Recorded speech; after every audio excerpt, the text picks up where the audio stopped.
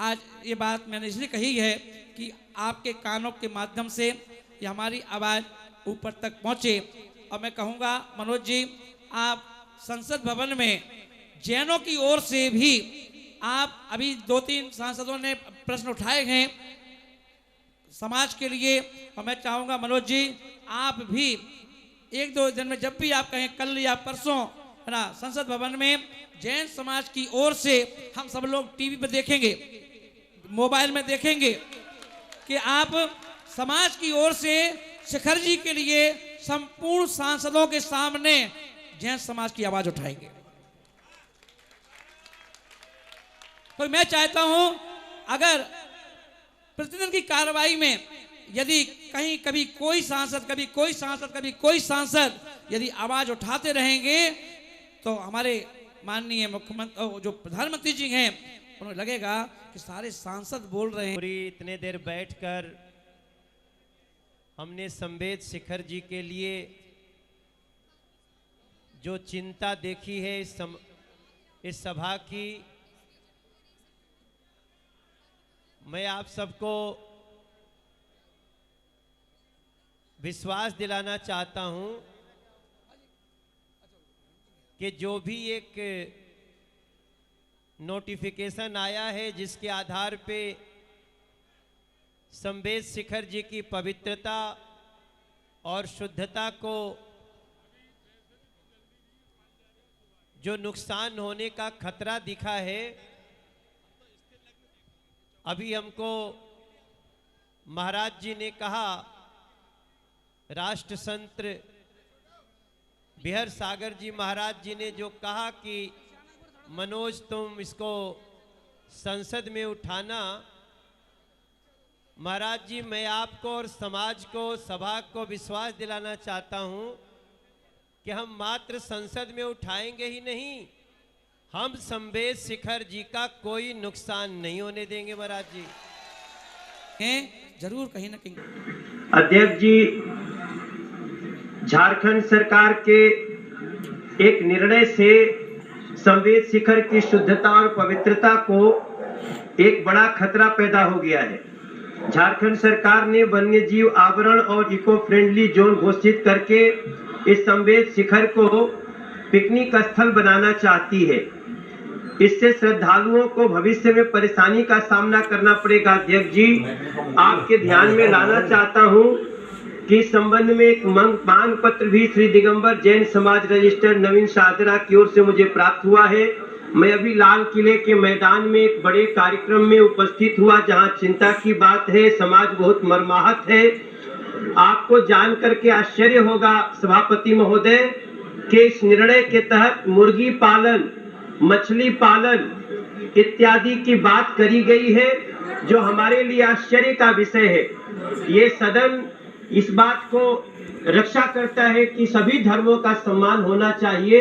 मैं आपसे प्रार्थना करता हूं कि हमारे आपके माध्यम से केंद्र सरकार से भी निवेदन है कि देश और दुनिया में जैन समाज के करोड़ों लोगों की भावनाओं को ध्यान में रखते हुए पवित्र तीर्थ क्षेत्र श्री संवेद शेखर जी की शुद्धता पवित्रता को बनाए रखने, उसकी सुरक्षा के लिए स्थिति को पूर्व की तरह बनाए रखना चाहिए।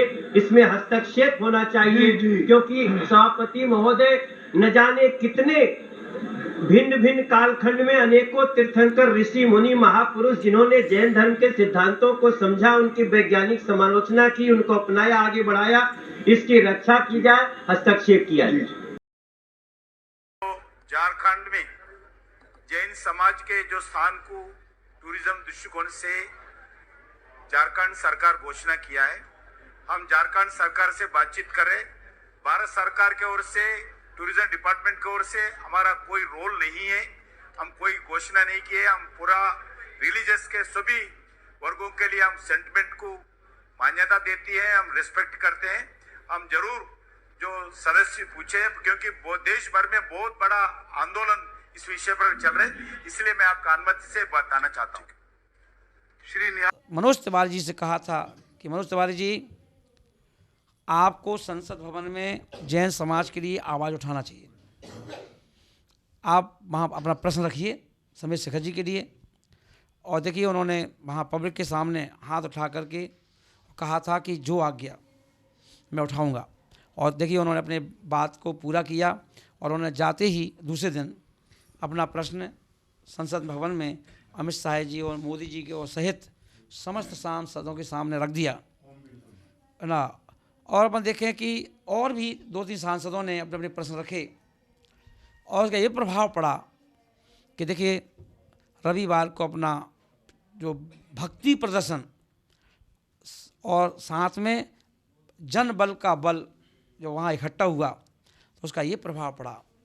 सारे साधु संतों की शुभकामनाएं तो थी, सबका आशीर्वाद था और उसी का ये परिणाम निकला कि अपन देखें गुरुदेव ने कहा कि जाओ बिहार सागर जी, लाल किले पे जैन धर्म का पचरंगा फहरा दो, पंच परमेष्ठी का वो झंडा फहरा दो। और जब अपन एक ऐसा किया तो उसका परिणाम ये निकला कि आज हम लोग जब यहाँ से फरीदाबाद पहुँचने वाले थे ना, पास चैनल से आज लाइव होने वाला था कि रास्ते में ही न्यूज़ मिल गई कि ब्रेकिंग न्यूज़ चल रही है। क्या चल रही भाई? बोले कि अपने झारखंड सरकार ने फैसला वापस ले लिया है।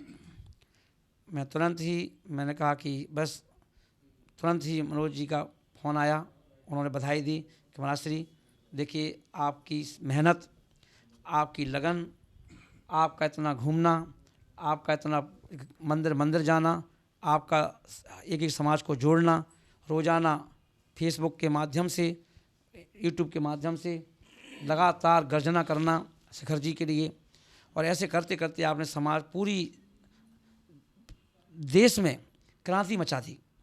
आपने पूरे देश में चिंगारियों से आग लगा दी।